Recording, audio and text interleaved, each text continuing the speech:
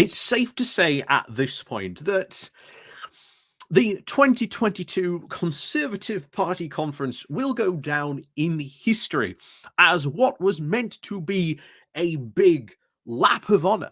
As Liz Truss has, she's won the contest. She's done this, what was meant to be a complete barnstorming 4-day policy blitz to cement her position.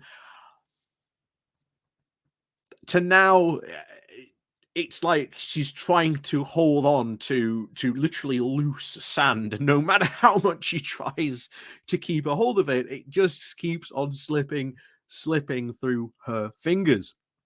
And on the face of it, as a lot of people said, she appears to be in power, but now, from what we can see, all these different policies that have been announced, it's not just the 45 pence tax that has been sort of a massive U-turn. There are other things coming down the line as well. We've seen benefit cuts. We've seen fracking is not going to play well. The planning rules, again, not going to play well. And those are just three of the biggies. There's a lot more stuff I highly suspect that will come down the line. Even especially these new free enterprise zones may be have to water down in order to get them passed. And I'd said before that a lot of these free enterprise zones were just going to be sort of charter cities, really, in all but name, if we've been ringing the alarm bells about those for quite some time. But even watered down, they will still cause quite some significant problems. But as we said, we'll have to sort of wait and see what is actually in these charter cities and what the rules and regulations in around them are going to be. But if there's one thing you can certainly say, it does look like, for one person in particular who we're covering, that maybe Liz Truss and Kersey Katang aren't the only ones that are having a bad conference. So we'll go into who's having maybe just as bad, if not a worse conference than those two. And that's saying quite a bit. So before we go into that, please do remember to hit that like, share, and subscribe button. And of course, down below, there are links to my Patreon page and a one-off donation link called Buy Me Coffee, where you can, buy me coffee. And as always, thank you very much to all those people who do help and support the channel that way. And of course, there is the YouTube thank you button. And of course, there's the YouTube subscription button called the Pony Club, where you can join the Pony Club. And of course, you get all bells, whistles, and all sorts when you join that. So over we go today to The Guardian to have a look at this piece of the Tory party chair, Jake Berry, rapidly alienating fellow MPs and voters. And we've talked about Jake Berry quite a bit, that he is sort of the guy to watch because he's the guy who makes the rest of the Red Wall MPs, shall we say, jump. All the others are part of his sort of, Red Northern Research Group, and all sort of joined in to make that sort of political formation. But even they are having a lot of problems trying to even bring a lot of these policies, or at least sell a lot of these policies, back home. Indeed, from what I probably suspect, I think a lot of these Red Wall MPs will certainly be carrying a lot of opposition to this. So Jake Berry has not only alienated his own fellow Red Wall MPs, but he's even alienating their voters by trying to sort of keep this on track. But anyway, let's get into it. So it's perhaps fair to say that few ministers will emerge from this Conservative conference with their reputation enhanced. That's certainly true.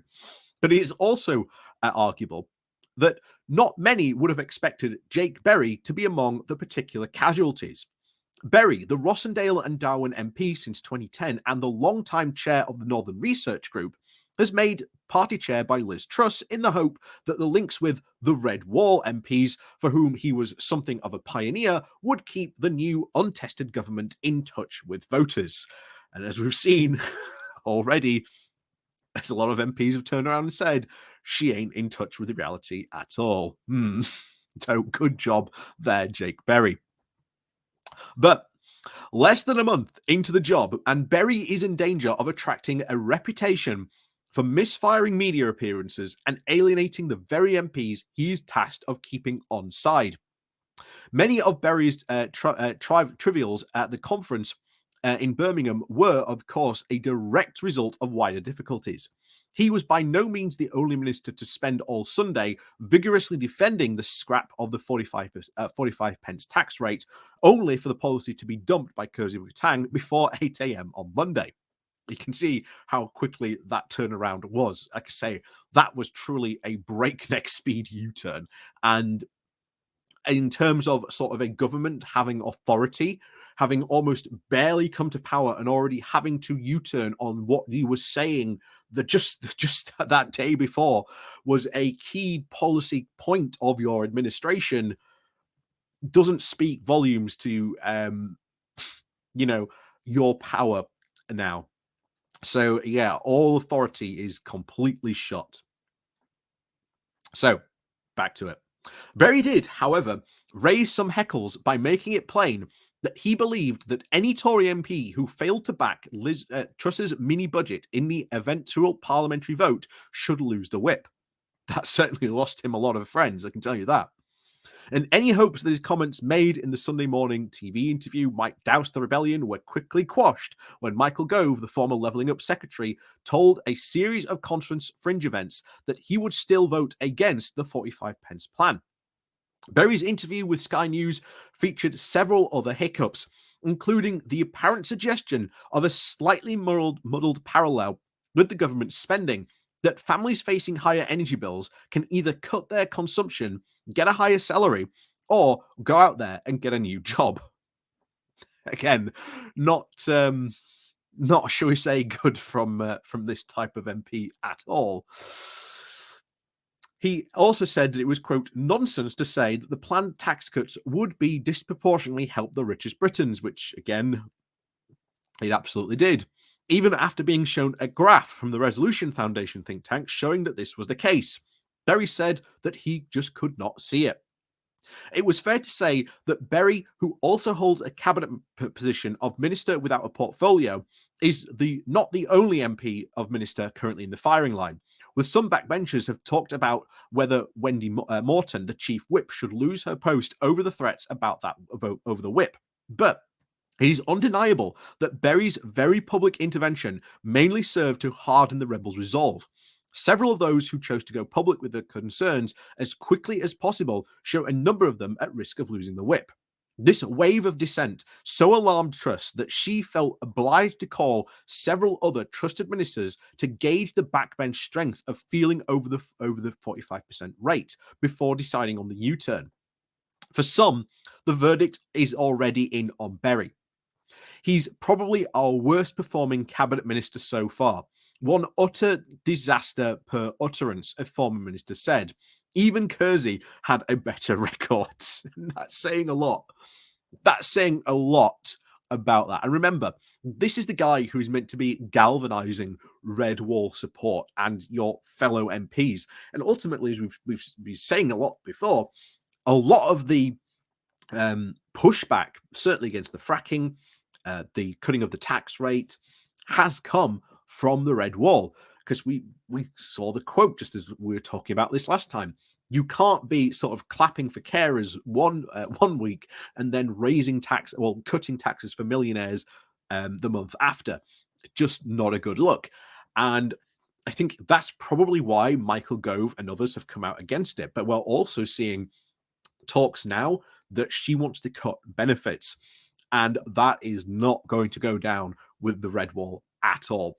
And especially at a time when people are already struggling, cutting benefits could have a massive catastrophic cost of living effect to thousands, if not millions of families across the country who are already going to be suffering in the next couple of months. So be prepared for another potential U-turn or not. We really don't know. But if they do seriously go ahead with this, they ain't winning back the red wall at all. They are going to lose it en masse. That's for sure. That is absolutely positively for sure on that one. But yeah, like I say, who knew that, when you come to it and you look back at this conference, who knew that Jake Berry would probably be going down as one of the, well, person who was a potential rising star in the Conservative Party, well, quickly, well, shot down before he even reached a zenith, which is how it used to go for people like Liz Truss and Kersey Katang. They would be a rising star, and then people would realize, actually, they're not as really good as they've been made out to be.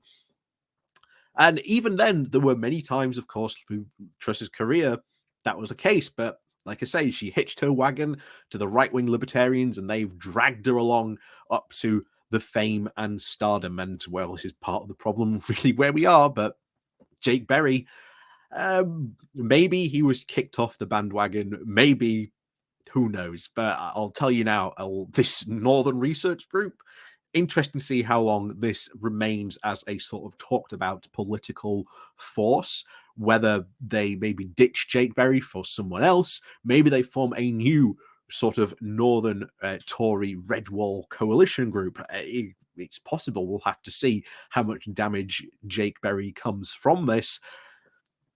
But as always, we'll be keeping a close eye on it. So until then, thank you for watching. Please remember to hit that like, share, and subscribe button. And of course, down below, there are links to my Patreon page and a one-off donation link called Buy Me Coffee, where you can buy me coffee. And of course, thank you to everyone who watches and supports the channel, even if you do just click the like and share button. And of course, we'll see you all next time.